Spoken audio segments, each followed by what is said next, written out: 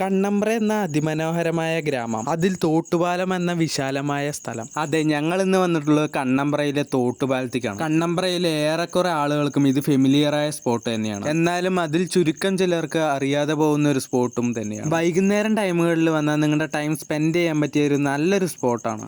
വരുമ്പോൾ ശ്രദ്ധിക്കുക തന്നെ വേണം, കാരണം കൈവരികളെല്ലാം ചുരുക്കം ചിലത് മാത്രമേ ഉള്ളൂ. കണ്ണമ്പ്രന്റെ ഡെപ്തിലുള്ള ഭംഗിയിൽ ഒരു വലിയ പാർട്ട് വഹിക്കുന്നത് പാടങ്ങൾ തന്നെയാണ്. ആ പാടങ്ങളുടെ ഭംഗിയും പച്ചപ്പും പിന്നെ നമ്മുടെ പാലക്കാട് മാത്രം അടിക്കുന്ന ഒരു കാറ്റുണ്ട്. അതിന്റെ എല്ലാം ഫീല് നേരിട്ടറിയാൻ പറ്റിയ ചുരുക്കം ചില സ്ഥലങ്ങളിലൊന്നാണ് നമ്മുടെ തോട്ടുപാലം. പാലക്കാടിലെ കൊല്ലങ്കോട് മാത്രമല്ല, ഗ്രാമഭംഗിന്റെ ഫീൽ അറിയിക്കാൻ പറ്റിയ വേറെ കുറെ ഗ്രാമങ്ങൾ കൂടിയുണ്ട്.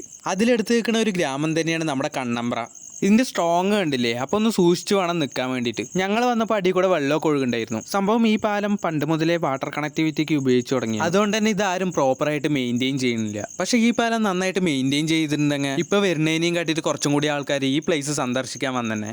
അതോടൊപ്പം തന്നെ അവിടെയുള്ള കച്ചവടക്കാർക്ക് കച്ചവടം കൂടി തന്നെ. അങ്ങനെ വല്ല സൂര്യൻ താഴ്ന്നു തുടങ്ങിയിട്ടുണ്ടായിരുന്നു. അപ്പൊ നമ്മുടെ പാടത്തിന്റെ ഗ്രേഡിയന്റ് മാറുന്നു കാണണോ? ഒരു 6-6:30 ടൈമിൽ വന്നാൽ മതി. പിന്നെ നമ്മൾ കുറച്ചും കൂടി നടക്കുമ്പോൾ അവിടുത്തെ ഭിത്തിയൊന്നും ഉണ്ടായിരുന്നില്ല നടക്കാൻ വേണ്ടിയിട്ട്. അപ്പൊ കുറച്ച് ഡേഞ്ചർ ഒക്കെയാണ് ഇതിൽ കൂടെ നടക്കാൻ വേണ്ടിയിട്ട്. വരുന്നവര് സൂക്ഷിക്കുക, നോക്കിയും കണ്ടുമൊക്കെ നടക്കുക, അല്ലെങ്കിൽ താഴെ പോയി കഴിഞ്ഞാൽ കയ്യും കാലൊക്കെ ഒടിയും. അങ്ങനെ കടൽക്കാക്കകളൊക്കെ വീട്ടിലേക്ക് പോകുന്ന ടൈമായി. ഞങ്ങൾ അതൊക്കെ നോക്കിയിട്ട് കുറെ നേരം അവിടെ തന്നെ നിന്നു. അപ്പൊ തോട്ടുപാലം വിസിറ്റ് ചെയ്യാൻ വരുന്നവരാണെങ്കിൽ സൂക്ഷിച്ച് നടക്കണേ.